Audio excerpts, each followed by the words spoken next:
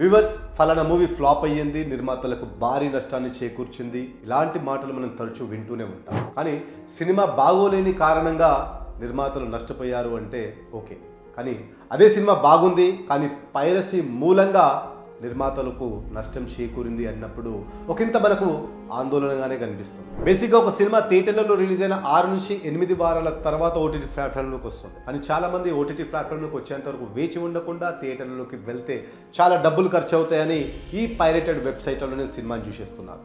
అలా చూడడమే కాకుండా చాలామంది ఆ సినిమాని షేర్ కూడా చేసుకుంటున్నారు. మన ఇటువంటి అలవాట్లని టార్గెట్గా పెట్టుకుని పైరసీ ముఠాలు మనల్ని ట్రాప్ చేస్తున్నాయి.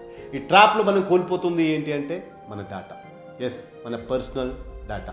మీకు తెలిసే ఉండుంటుంది, ముఖేష్ అంబానీ గారు ఒక మాట అన్నారు, data is a new age fuel. అంటే డేటా అనేది కొత్త రకమైన ఇంధనం.